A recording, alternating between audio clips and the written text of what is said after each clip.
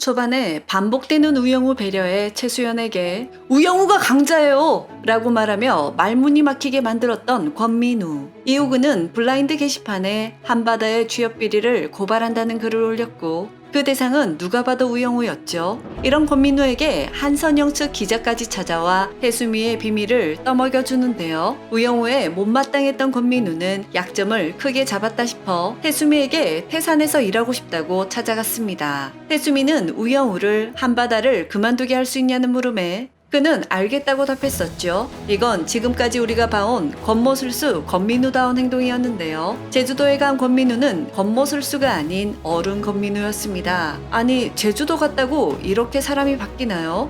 갑작스런 친절함에 최수연은 숙소 테라스에서 뭐 잘못 먹었냐며 어둠 속에서 혼자 권모술수나 궁리하는 권민우는 어디 가고 짐 싣는 거 도와주고 꽃도 사올 줄 아는 권민우였는데요. 이런 다정한 어른 권민우에게 최수연은 반하게 되었고 자신보다도 더 많이 자신의 모습을 나열하는 모습을 본 권민우는 나 좋아하죠? 라는 권민우의 물음에 최수연은 아무 답도 못합니다. 최수연은 처음엔 권민우와 엮이는 걸 싫어했습니다. 이건 이때까지 권모술수 권민우를 좋아하는 걸 부정해서죠. 하지만 최수연은 어른 권민우의 모습에 스며들었습니다. 특히 엎어라 뒤집어라 할 때는 3번 연속 같은 면을 내면서 권민우와 최수연은 커플이 될 거라는 걸 암시해줬죠. 우연도 반복되면 인연이라는 전통적인 클리셰를 살짝 넣어둔 느낌이었습니다. 이렇게 제주도에서 권민우는 당황스러울 만큼 180도 다른 모습을 보여줬는데요. 작가도 이 부분을 의식했는지 최수연의 대사에서도 캐릭터 붕괴죄로 경찰에 신고할 뻔했다고 했는데요. 하지만 다시 로펌으로 돌아온 권민우는 원래의 권모술수 권민우로 제자리를 찾아갔나 봅니다.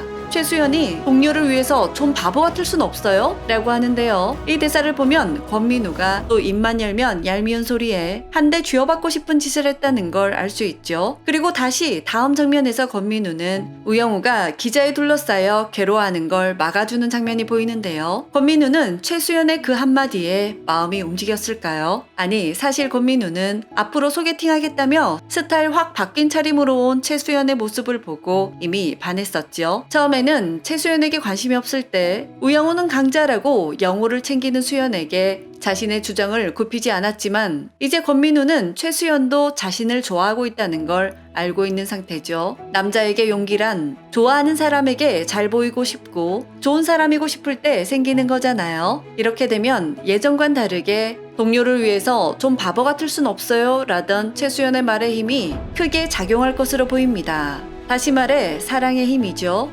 예고편에서 기자들에 둘러싸인 우영우를 지켜주는 권민우의 행동은 태수미와의 약속을 더 이상 지키지 않겠다는 의미겠죠. 권민우는 태수미에게 가서 태산에 가지 않겠다고 말할 것 같습니다.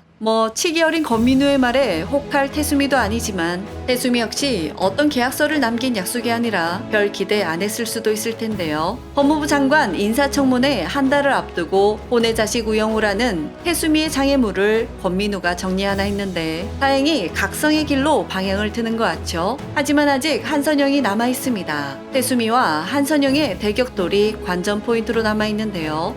마무리는 훈훈한 힐링 드라마로 남겨질지 인과응보로 제대로 벌을 줄지 기대가 됩니다. 마지막으로 제주도 출장 속 권민우는 카스테라처럼 부드러운 면모를 보여주어 많은 시청자들이 의아하게 생각했는데 또 한편으로는 그가 일할 때 그랬지 일적인 외의 장소에서는 따뜻한 사람이었음을 얘기하는 댓글도 있었는데요. 예리하고 설득력 있는 말씀이었습니다. 한편 권민우와 최수연이 사귀는 걸 찬성한다와 반대한다는 의견이 많이 나뉘고 있는 상황인데요. 여러분은 어떻게 생각하시는지 함께 의견 나누어 주시길 바랍니다.